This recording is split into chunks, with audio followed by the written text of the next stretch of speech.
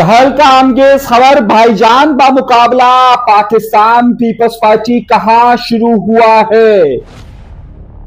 तहरीक इंसाफ ने कराची में किसके खिलाफ कैंपेन शुरू कर दी है।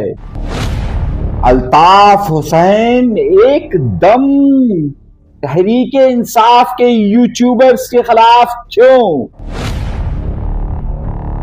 एक ख्वाजा सिरा के पास से 80,000 और एक पिस्टल मिलने का मामला।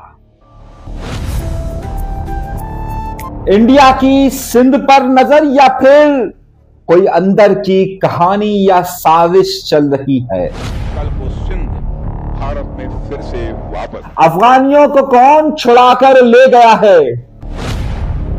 ख्वाब में आई मौत हकीकत में कैसे बदल गई। राशिद लतीफ का मामला संगीन हो गया।